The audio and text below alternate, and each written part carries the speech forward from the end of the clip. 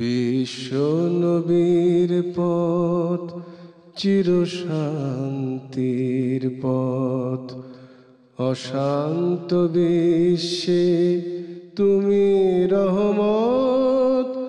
এসো তাই মেধা মননে জেনে নি। আসসালামু আলাইকুম ওয়া রাহমাতুল্লাহি ওয়া বারাকাতুহু। নাহমাদুহু ওয়া নুসাল্লি আলা রাসূলিহিল কারীম ওয়া আলা আলিহি ওয়া সাহবিহি আজমাইন, আম্মা বাদ। সম্মানিত দর্শক, এনটিভির জুমাবারের আলোচনা দর্সে হাদিস থেকে আজকে ইমাম নববী রাহিমাহুল্লাহ কর্তৃক সংকলিত রিয়াদুস সালিহিন থেকে একটি হাদিস আপনাদের সামনে পেশ করব ইনশাআল্লাহ। বিষয়টি হচ্ছে ওযুর ফজিলত। গুরুত্বপূর্ণ এই হাদিসটি নিয়ে তথ্য এবং তথ্যবহুল সংক্ষিপ্ত বিবরণ পেশ করব ইনশাআল্লাহ। ওমা তাওফীকি ইল্লা বিল্লাহ, আলাইহি তাওয়াক্কালতু ওয়া ইলাইহি উনীব। আন উসমান ইবনে আফফান রাদিয়াল্লাহু তাআলা আনহু قال قال رسول الله صلى الله عليه وسلم من توضأ فأحسن الوضوء خرجت خطاياه من جسده حتى تخرج মিন তাহতি আযফারিহি, রাওয়াহু মুসলিম। হযরত ওসমান ইবনে আফফান রাদিয়াল্লাহু তাআলা আনহু থেকে বর্ণিত, তিনি বলেন, আল্লাহ রাসূল সাল্লাল্লাহু আলাইহি ওয়াসাল্লাম একদিন বললেন যে যখন কোনো মুমিন ওযু করে, যে ব্যক্তি ওযু করে এবং আহসানাল বুদুআ, সুন্দর করে ওযু করে। সুন্দর বলতে রাসূল সাল্লাল্লাহু আলাইহি ওয়াসাল্লাম যেভাবে ওযু করে শিখিয়ে দিয়েছেন, এই সুন্দর করে, খুব ভালোভাবে সুন্দর করে যদি ওযু করে তাহলে তার শরীর থেকে গুনাহ বের হয়ে যায়। আল্লাহু আকবার। খরাজাত খতায়াহু মিন জাসাদিহি। হাদিসের ভাষা হচ্ছে যে ওযু তার শরীর থেকে গুনাহগুলোকে বের করে দেয়, গুনাহ বের হয়ে যায়। হাত্তা তাখরুজা মিন তাহতি আযফারিহি, এমনকি তার নখের নিচ থেকে, গুনাহগুলো বেরিয়ে যায়। হাদিসটি ইমাম মুসলিম রাহমাতুল্লাহ আলাইহির সহিহ মুসলিমে রয়েছে। তাহলে অজু, আমরা সকলেই অজু সম্পর্কে পরিচিত আছি। অজু যার অর্থ হচ্ছে উজ্জ্বলতা, চাকচিক্য। কারণ অজু করলে মানুষের চেহারা সুন্দর হয় এবং হাসরের মাঠে অজুর কারণে মুমিনদের চেহারা এবং হাত পা, অজুর জায়গাগুলো উজ্জ্বল দেখাবে। তো অজু বিষয়টি এটা গুরুত্বপূর্ণ ইবাদত। যদিও আমরা সালাতের আগে অজু করি, কোরআন তেলাওয়াতের আগে অজু করি, অথচ অজুটা কি? অজু করার কারণে মানুষের শরীর থেকে যত গুনাহ আছে এটা বেরিয়ে যায়। তাহলে এবং গুনার কথা বলতে গিয়ে বিশ্বনবী খুব চমৎকার করে বললেন। এখন এই অজু নিয়ে আজকে বর্তমান পৃথিবীর বিজ্ঞানীরা, স্বাস্থ্যবিজ্ঞানীগণ গবেষণা করেছে যে অজু কেন এভাবে প্রতি 5 ওয়াক্ত সালাতের আগে অজু করতে বলা হয়েছে, অজুকে এত ফজিলতপূর্ণ বলা হয়েছে কেন। এই গবেষণায় তারা, এটা জার্মানি বিজ্ঞানীগণ বলেছেন যে মানুষের এই হাতে, 2 হাত এবং চেহারা, চোখে, হাতের আঙ্গুলের ভিতরে শত শত ভাইরাস, ব্যাকটেরিয়া জমা হয়, যাগুলো যেহেতু পোশাক থাকে না। তো অজু করার ফলে, অজুটি এমন সিস্টেমে করা আল্লাহ রাসূল শিখিয়ে দিয়েছেন যে ইসলামে এই অজু একদিকে যেমন তার সওয়াব হয়, গুনাহ মাফ হয়ে যায়, পাশাপাশি মানুষের এই ভাইরাস, ব্যাকটেরিয়া, যেটা আবর্জনা, মূলত যেটা রোগ জীবাণু, এটা অজুর পানির সাথে বেরিয়ে যায়, মানুষের বডিকে, তার এই পুরো দেহটাকে রোগমুক্ত করে ফেলে। আল্লাহু আকবার।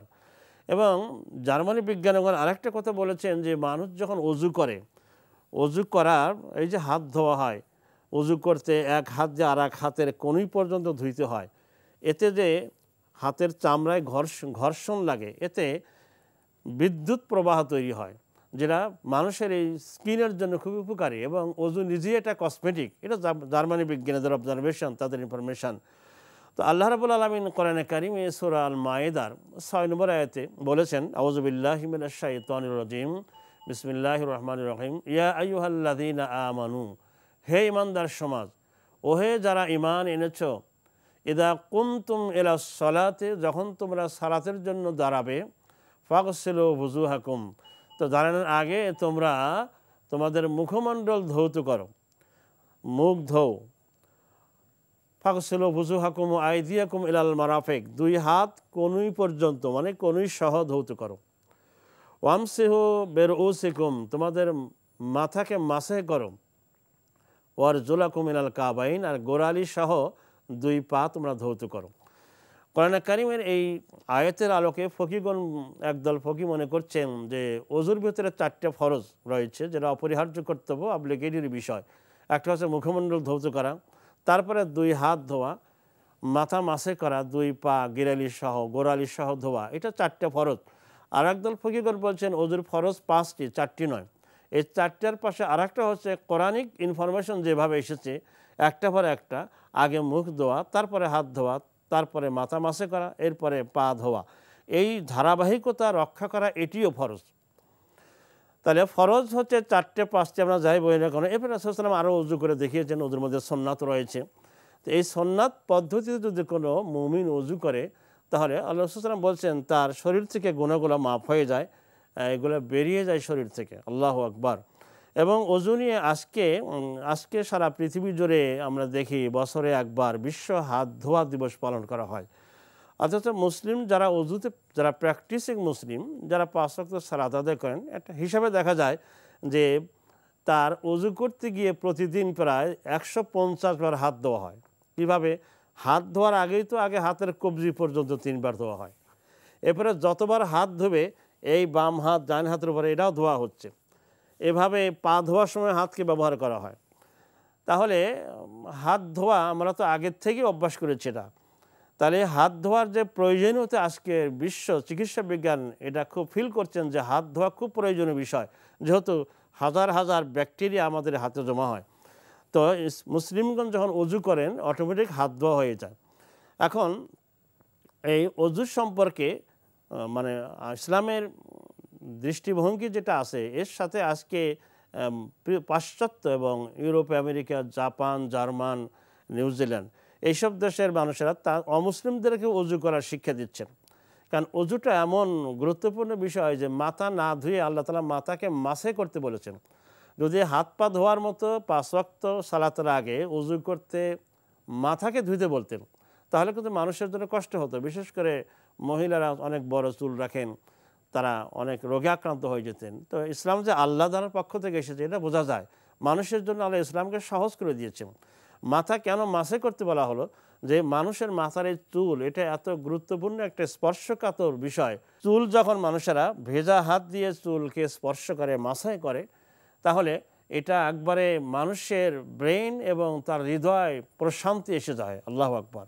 মূলত ওযু বলেন আর সালাত বলেন এগুলো মানুষকে আল্লাহর সাথে সম্পর্ক জুড়ে দেয়। মানুষ যেহেতু আল্লাহর খলিফা, আল্লাহর সৃষ্ট আশরাফুল মাখলুকাত, তো মানুষের আল্লাহর সাথে সম্পর্ক যত বেশি হবে তো মানুষের হৃদয়টা প্রশান্ত হবে।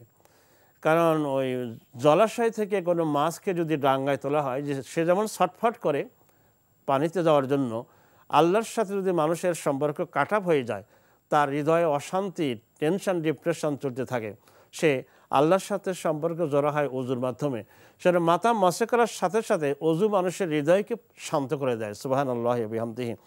আমরা দেখতে পাই যে একটা পরিসংখ্যান দেওয়া হয়েছে এভাবে যে সারা পৃথিবীতে, বিশেষ করে ইউরোপ, আমেরিকা, জার্মান, জাপান, একটা শহরে প্রতি বছর গড়ে 35 থেকে 40 হাজার মানুষ আত্মহত্যা করে।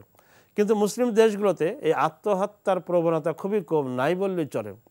তো বিজ্ঞানীগণ গবেষণা করলেন যে মুসলমানদেরও তো সমস্যা আছে, তাদেরও পারিবারিক সমস্যা আছে, অর্থনৈতিক সমস্যা আছে, কিন্তু তুলনামূলক তাদের ভিতরে এই আত্মহত্যার প্রবণতাটা এত কম কেন? তারা গবেষণা করে দেখলেন যে এর মূল কারণ হচ্ছে ওযু করা। কারণ ওযুকে বিশ্বনবী এটাকে হৃদয়ের প্রশান্তি বলেছেন। সালাতকেও আজজানিয়া বেলাল আরিহনি বিসসালাহ, ও বেলাল আজান দাও, আমার এই অশান্ত হৃদয়কে প্রশান্ত করে নেই একটু। তো মানুষ যখন ওযু করে, এই যেভাবে বিশ্বনবী শিক্ষা দিয়েছেন, এই ওযু করার পর তার হৃদয়ের ভিতরে একটা অকল্পনীয়, অচিন্তনীয় মানে প্রশান্তি বিরাজ করে। তার সকল টেনশন, ডিপ্রেশন, হতাশা, উদ্বেগ, উৎকণ্ঠা সব দূরীভূত হয়ে যায়। আল্লাহু আকবার। তাহলে আমরা দেখতে পাচ্ছি যে ওযু নিজেই একটা গুরুত্বপূর্ণ ইবাদত এবং এটা বৈজ্ঞানিকভাবে খুবই সায়েন্টিফিক। আজকে আশ্চর্য হবেন যে অমুসলিমরা তারা ওযুর শিক্ষা দিয়েছে মানুষকে, তাদের সন্তানদেরকে, নামাজের জন্য নয়, যে ওযুটা মানব দেহের জন্য, স্বাস্থ্যের জন্য খুবই উপকারী এবং খুবই প্রয়োজনীয় একটা বিষয়। আসুন আমরা এই ওযুর ব্যাপারে সচেতন হই। তবে ওযু করার ব্যাপারে আল্লাহ রাসূল সাল্লাল্লাহু আলাইহি ওয়াসাল্লাম আমাদেরকে যেভাবে শিক্ষা দিয়েছেন এই বিষয়টাকেও আমরা খেয়াল রাখবো। যেমন ওযু করতে একটা অঙ্গ প্রত্যঙ্গ 3 বারের বেশি ধোয়াকে আপত্তিকর বলা হয়েছে। তাহলে অজুকে এইভাবে অজু যখন করা হবে, অজু করার পরে কিছু কাজ রয়েছে। রাসূল সাল্লাল্লাহু আলাইহি ওয়াসাল্লাম বলেছেন, অজু শেষ করার পরে কোনো মুমিন যখন কালেমা শাহাদাত পাঠ করবে, তাহলে আল্লাহ তাআলা তার জন্য জান্নাতের 8টা দরজাই খুলে দেবেন। সুবহানাল্লাহ। আরেকটি হাদিসে রয়েছে যে আকাশের দিকে তাকিয়ে কালেমা শাহাদাত পড়তে হবে, এটা জরুরি নয়। এই হাদিসটা অবশ্য সহিহ না, কেউ জয়ীফ বলেছেন, কেউ হাসান বলেছেন। তো অজুর পর কালেমা শাহাদাত পড়তে হবে, এটা সহিহ হাদিস। এবং কালেমা শাহাদাতের পরে আরেকটা দোয়া আছে, আল্লাহুম্মা আল্লাহুম্মা জাআলনি মিনাত তাওয়াবিনা ওয়া জাআলনি মিনাল মুতাতাহহিরিন। হে আল্লাহ, আমাকে পবিত্র অর্জনকারী বান্দাদের মধ্যে শামিল করে নাও, আমাকে তওবাকারীদের ভিতরে শামিল করে নাও, আমিন। তাহলে অজু করার পর যেহেতু গুনাহ মাফ হয়ে যায়, তারপরে আবার আমরা দোয়া করছি। তাহলে অজুকে আমরা অবশ্যই খুবই গুরুত্ব দেব। অজু শুধু সালাতের জন্যই আমরা পড়ি, সালাতের বাইরেও অজুর কথা রাসূল সাল্লাল্লাহু আলাইহি ওয়াসাল্লাম বলেছেন যে অজু ছাড়া তো সালাত হবেই না। লা তুকবালু সালাতান বিগাইরি তুহুর, পবিত্রতা ছাড়া সালাত গ্রহণযোগ্য হবে না। তাহলে সালাতের জন্য তো অজু পূর্ব শর্ত। হ্যাঁ, কোনো সমস্যা থাকলে অসুস্থ ব্যক্তির জন্য এর বিকল্প তায়াম্মুমের ব্যবস্থা রয়েছে। গোসলের সময় আমরা আগে যদি অজু করে নেই, তাহলে এই সুন্নাতের সওয়াব থেকে পাবো আমরা ইনশাল্লাহ। এখন অজু করে সালাত আদায়, কোরআন তেলাওয়াত ছাড়াও ঘুমানোর আগে বিশ্বনবী অজু করতে বলেছেন। যে মুমিন বান্দা যখন ঘুমাবে তখন তার কিছু নিয়ম আছে। আমরা এমনি শুয়ে পড়লে তো গরুর মতো ঘুম হয়ে গেল। মুমিন আর গরু তো একরকম নয়। একজন মুমিন যখন রাত্রে সারাদিন কর্মব্যস্ততা শেষে ইশার সালাত শেষ করে যখন শুতে যাবে, ঘুমাতে যাবে, সেখানে কিছু নিয়ম বলেছেন। প্রথম তিনি অজু করবেন, অজু করে ডান কাতে শুবেন, শুয়ে একটা দোয়া পড়বেন। আমরা সবাই জানি এটা, যে আল্লাহুম্মা বিসমিকা আমুতু ওয়া আহিয়া। দেন এই দোয়াটার সারমর্ম হচ্ছে, এর আক্ষরিক অর্থ হচ্ছে, হে আল্লাহ, বিসমিকা আমুতু, তোমার নাম নিয়েই আমি মরণকে বরণ করে নিচ্ছি। তার মানে এই হাদিসে মৃত্যুকে, ঘুমকে মৃত্যুর সাথে তুলনা করা হয়েছে, না মৃত্যুর মতোই, আখুল মাউদ। তাহলে আমি তোমার নাম নিয়েই মরণকে বরণ করে নিতে যাচ্ছি, অর্থাৎ ঘুমাতে যাচ্ছি, এবং তোমার নাম নিয়েই আহিয়া, আবার ঘুম থেকে ইনশাআল্লাহ জাগ্রত হব। তাহলে ঘুমানোর আগে যদি কোনো মুমিন অজু করে ঘুমায়, ইশার সালাত আদায় করে ঘুমিয়ে পড়লেন, ঘুমালেন, শেষ সাথে তাহাজ্জুদ পড়লেন, অথবা না পড়লেও যদি ফজরের সালাত আবার জামাতের সাথে আদায় করেন, তাহলে তার সারা রাতের এই ঘুমটা ইবাদত হিসেবে গণ্য হবে। সুবহানাল্লাহ। এবং অজু করে ঘুমানোর কারণে তার কাছে আল্লাহর একজন ফেরেশতা তাকে পাহারা দেয় এবং তার আমলনামায় সওয়াব লেখা হয়। আল্লাহু আকবার। তাহলে অজুকে আমরা এটা নিছক আনুষ্ঠানিকতা আমরা মনে না করি। অজু শেষে কিছু কাজ রয়েছে, যতবার অজু করবেন তখন সম্ভব হলে, যদি এটা অবলিগেটরি বিষয় নয়, অজুর পরে 2 রাকাত সালাত আদায় করা। যদি আমাদের বাংলাদেশে এই সালাতটাকে তাহিয়াতুল অজু বলে, হাদিসে এর নাম বলা হয়নি, বলা হয়েছে যে ব্যক্তি সুন্দর করে অজু করলো, তারপরে 2 রাকাত সালাত আদায় করলো, মানে এগুলো ফরজ সুন্নাতের বাইরে। অজু করেছে, এখনও আজানই হয় নাই, তো ঠিক আছে, আমি 2 রাকাত অজুর সালাত আদায় করি, যে বাংলাদেশে তাহিয়াতুল অজু হিসেবে পরিচিত হয়ে আসছে। তাহলে এটা এক অজু থেকে আর এক অজুর মধ্যবর্তী পাপ রাশিকে ক্ষমা করে দেয়। আল্লাহু আকবার। তাহলে আল্লাহ তাআলা বান্দাকে ক্ষমা করে তাকে জান্নাতে নেওয়ার জন্য কত সুযোগ, কত ব্যবস্থা রেখেছেন। তো অজু সম্পর্কে বিপুল সংখ্যক হাদিস রয়েছে। রাসূল সাল্লাল্লাহু আলাইহি ওয়াসাল্লাম একদিন বেলাল রাদিয়াল্লাহু তাআলা আনহুকে ডেকে বলেন, বেলাল, ইসলাম গ্রহণের করার পর, ইসলাম কবুল করার পর তোমার সবচেয়ে ভালো আমল তুমি কি মনে করো, যার মাধ্যমে আল্লাহ তোমাকে খুব বেশি পছন্দ করেন এবং আল্লাহর খুব নৈকট্য লাভ করেছে বলে তোমার মনে হয়? হযরত বেলাল রাদিয়াল্লাহু তাআলা আনহু বলছেন, ইয়া রাসূলুল্লাহ, তেমন আমল আমি করি না, তবে আপনি যখন অজুর ফজিলত বর্ণনা করছিলেন, যে অজু মানুষের গুনাহ মাফ করে দেয়, আর অজু করার পর 2 রাকাত সালাত আদায় করলে এক অজু থেকে আর এক অজুর মধ্যবর্তী পাপ রাশি মার্জনা হয়ে যায়, এটা আপনার পবিত্র জবান থেকে শোনার পর আমি যতবার অজু করি, আমি ততবার 2 রাকাত ও সালাত আদায় করি, যেটাকে আমাদের সাথে তাহিয়াতুল অজু আমরা বলি। তো আল্লাহ সাল্লাম বললেন যে, বেলাল, তুমি এই আমলটা চালু রাখবে, কারণ আমি যতবার জান্নাতে গিয়েছি, আমি জান্নাতে গিয়ে জান্নাতে প্রবেশ করে তোমার পায়ের স্যান্ডেলের আওয়াজ শুনলাম, তাহলে এই তাহিয়াতুল অজু বা অজুর সম্মানে যেই সালাত, এর কারণেই হয়তো বা আল্লাহ তাআলা তোমাকে এই মর্যাদা দিয়েছেন। আল্লাহু আকবার। সম্মানিত দর্শক মণ্ডলী, সুতরাং অজু করার পরে সুযোগ থাকলে, আমরা অনেক ব্যস্ত, আমরা খুব দুনিয়ামুখী হয়ে গেছি, আখেরাত ভোলা জাতি সকলকে উদাত্ত আহ্বান জানাচ্ছে এই অনুষ্ঠান থেকে আসুন অজুর পরে 2 রাকাত সালাত আদায় করি। এটা খুব কঠিন কাজ নয়। গল্প করে কথা বলে কত সময় চলে যাচ্ছে, 24টি ঘন্টা 2 রাকাত সালাত আদায় করতে কত সময় বা লাগে। আরেক বর্ণনা আসছে তাহিয়াতুল অজু তাহিয়াতুল মসজিদ, মসজিদে প্রবেশ করেই 2 রাকাত সালাত আদায় করতে হয়, যেটা আমাদের বাংলাদেশে এটা কেউ তাহিয়াতুল মসজিদ বলে, কেউ দুখুলুল মসজিদ বলেন। আসলে হাদিসে এই নামাজগুলোর নাম নেই, বলা হয়েছে যে দাখাল আহাদুকুম ফিল মসজিদ, তোমাদের কেউ যখন অজু করে মসজিদে প্রবেশ করলো, ফালা ইয়াজলেস, সে বসবে না। বিশ্বনবী মুহাম্মদুর রাসূলুল্লাহ সাল্লাল্লাহু আলাইহি সাল্লাম বসতে নিষেধ করছেন। ফালা ইয়াজলিস, সে বসবে না, হাত্তা ইউসাল্লি রাকাতাইন, 2 রাকাত সালাত আদায় না করে। কারণ মসজিদ আল্লাহর দরবার, অজু ছাড়া মসজিদে ঢোকাই ঠিক নয়। অজু করে ঢুকেছো, এবার আল্লাহর দরবারে এসে আগে আল্লাহকে সেজদা দিতে হবে। আল্লাহর দরবারে এর প্রোটোকল হচ্ছে আল্লাহকে সেজদা না দিয়ে বসাটা বেয়াদবি। তো সম্মানিত ভাই এবং বোনেরা, অজু সম্পর্কে আমরা বলছিলাম, অজু মানুষের গুণাগুলোকে মাফ করে দেয়, মানুষের শরীরের রোগ জীবাণুগুলোকে ঝাঁটাপিটা করে তাড়ায়, এবং এই অজু নিজেই একটা ইবাদত। এই অজুকে আমরা খুব গুরুত্ব সহকারে করব। অনেকে অজু করতে গিয়ে খুব তড়িঘড়ি করে তাড়াহুড়া করা যাবে না। একটি হাদিস বিষ্ণু বলেছেন, আলা আদুল্লুকুম মা ইয়ামহুল্লাহু বিহিল খতায়া, ও আমার সাহাবীরা, আমি কি তোমাদেরকে এমন একটা আমলের কথা বলবো না যা তোমাদের সব গুনাহ খাতাকে মাফ করে দিবে। ওয়ারফাউদ দারাজাত, তোমাদের মর্যাদা, তোমাদের সম্মান আল্লাহ অনেক বাড়িয়ে দিবেন। সাহাবীগণ বললেন, বালা ইয়া রাসূলুল্লাহ, হ্যাঁ রাসূল, আমাদেরকে বলুন এমন কোন আমল যেটা করলে আমাদের গুনাহ মাফ হবে, আমাদের মর্যাদা বৃদ্ধি হবে। রাসূলুল্লাহ সাল্লাল্লাহু আলাইহি সাল্লাম বললেন যে অজু করবে খুব কষ্ট সত্ত্বেও সুন্দর করে অজু করবে। খুব কষ্ট হচ্ছে, শীতকাল, গরম পানির ব্যবস্থা নেই, তো এই কষ্ট হলেও অজু করা এবং সুন্দর করে অজু করা। আর কাসরাতুল খতায়া আল মাসাজিদ, আর মসজিদের দিকে বেশি বেশি যাওয়া, ঘন ঘন যাওয়া। আর ইন্তেজারুস সালাতে বাদুস সালাহ, এক সালাতের পরে আর এক সালাতের জন্য অপেক্ষা করা। জালিকার রিবাত, জালিকুমুর রিবাত, রাসূল বলছেন যে এটা হচ্ছে জেহাদের প্রহরা, এটা দিনের প্রতি অবিচলতা। কারণ আমরা যখন দুনিয়ার কাজে ব্যস্ত হয়ে থাকি, কিছু সময়ের জন্য হলেও আল্লাহর সাথে সম্পর্ক কাটা হয়ে যায়। কিন্তু তাই একজন ইমানদার ব্যক্তি তিনি এক সালাতের পর আর এক সালাতের অপেক্ষায় থাকবেন। অফিসিয়াল কাজে ব্যস্ত আছেন, অথবা মাঠে কৃষি কাজে ব্যস্ত, কারখানায় ব্যস্ত, যত ব্যস্তই থাক, একজন ইমানদার থাকবে যে কখন আজান হচ্ছে মসজিদে তিনি যাবেন। কারণ বিচারের মাঠে কঠিন মুসিবতের সময় কত ভয়াবহ অবস্থা হবে, মানুষ জানে না বিচারের মাঠ কত ভয়ঙ্কর।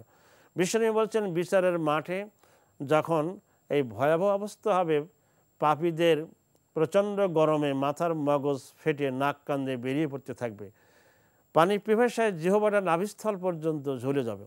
বিশ্বনবী বলছেন, সাবাআতুন ইয়াজুল্লুহুমুল্লাহু ফি জিল্লিহি লা জিল্লা ইল্লা জিল্লু, বিচারের মাঠে, হাসরের ময়দানে আল্লাহর ছায়া ব্যতীত, আল্লাহর আরশে আজিমের সুশীতল শ্বেতাতাপ নিয়ন্ত্রিত ছায়া ব্যতীত কোনো ছায়া থাকবে না। আল্লাহ তাআলা 7 প্রকার লোককে সেখানে আশ্রয় দিবেন। আল্লাহু আকবার। তার মধ্যে একজন হচ্ছে রজুলুন কলবুহু মুআল্লাকুম বিল মাসাজিদ, ওই ব্যক্তি যার অন্তরটা মসজিদের সাথে, মসজিদের সমূহের সাথে লটকানো থাকে, ঝুলন্ত থাকে। মসজিদ থেকে বেরিয়ে এসেছেন, মনটা মসজিদে রেখে এসেছেন, তার যত কাজই থাক সব কাজ সেরে আবার যখন আজান হবে কাজটা গুছিয়ে রেখে আবার সালাতে শরীক হবেন, মসজিদের দিকে তিনি যাবেন। তাহলে বিচারের মাঠে মানুষকে এই কঠিন মুসিবতের সময় মসজিদমুখী ইমানদারদেরকে আল্লাহ তাআলা আরশে আজিমের সুশীতল ছায়ার নিচে আশ্রয় দিবেন। তাহলে আমরা এই হাদিসের আলোকে আল্লাহ রাসূল সাল্লাল্লাহু আলাইহি ওয়াসাল্লাম বলছেন তাই যে কষ্ট সত্ত্বেও সে ভালো করে অজু করবে। তাহলে এই অজুটা একটা গুরুত্বপূর্ণ ফজিলতপূর্ণ ইবাদত, এটা সালাতের আগে আমরা পড়ি, এবং এই অজুর মাধ্যমে আমাদের একদিকে যেমন গুনাহ ঝরে যায়, শরীরকে বা দেহ থেকে রোগ জীবাণু মুক্ত হয়ে যায়, পাশাপাশি আমাদের মর্যাদা আল্লাহ তাআলা অনেক বৃদ্ধি করেন। এই অজু খুব সুন্দর করে করতে হবে এবং আমাদের মসজিদমুখী হতে হবে। মসজিদ হচ্ছে ইমানদের, মুমিনদের জন্য আসল ঠিকানা। রাজুলুন কলবুহু মুআল্লাকুম বিল মাসাজিদ, মসজিদে যাওয়ার জন্যই অজু, মসজিদে সালাতের জন্যই অজু, কোরআন তেলাওয়াতের জন্য অজু, ঘুমানোর আগে আমরা অজু করব। অজু অবস্থায় থাকাটা এটা ইমানদারের জন্য খুব, বর্তমানে এই ফিতনা ফাসাদের ভয়াবহ যুগে আকাশ সংস্কৃতির আগ্রাসন, যে অশ্লীলতা, বহাপনা, নির্লজ্জতা, এই যুগে অবশ্যই অজু করে কোরআন তেলাওয়াত করতে হবে। প্রতিদিন আমরা কোরআন তেলাওয়াত করব। মৃত্যুর 5 মিনিট আগ পর্যন্ত কোরআন তেলাওয়াত করেই যেতে হবে। কোরআন তেলাওয়াত ছাড়া, ইসলামে এই স্টাডি ছাড়া ইসলামকে, ইমানকে বাঁচিয়ে রাখা সম্ভব নয়। ইমান হারিয়ে যাচ্ছে ইমানদারদের। বিষ্ণু বলেছেন এমন এক কঠিন জামানা আসবে, সকালবেলা মুমিন থাকবে, বিকেল আসার আগে ইমান হারিয়ে যাবে। আসুন আমরা এই ওযুর ফজিলতগুলো গুরুত্ব সহকারে আমরা বিবেচনা রাখি, আমাদের সন্তানদেরকে এগুলো শেখাই এবং এই স্বাস্থ্যবিজ্ঞানীদের কথায় শুধু সুস্থ থাকার জন্যই আমরা ওযু করব না, আমরা ওযু করবো আল্লাহর সন্তুষ্টি অর্জনের জন্য। ইন্নামাল আমালু বিন্নিয়াত। আমরা ওযু করবো আল্লাহর কাছে পুরস্কার পাওয়ার আশায়, আল্লাহর সন্তুষ্টি অর্জনের আশায়, আমাদের পাপ রাশিকে মাপের জন্য। তার মানুষ হিসেবেই মানুষ ভুল করে থাকে।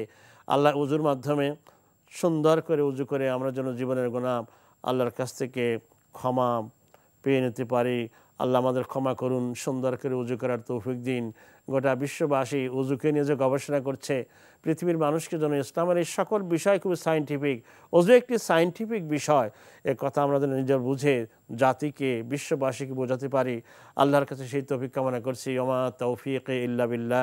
আসসালামু আলাইকুম ওয়া রাহমাতুল্লাহি ওয়া বারাকাতুহু। বিশ্ব নবীর পথ চির শান্তির পথ, অশান্ত বিশ্বে তুমি রহমত।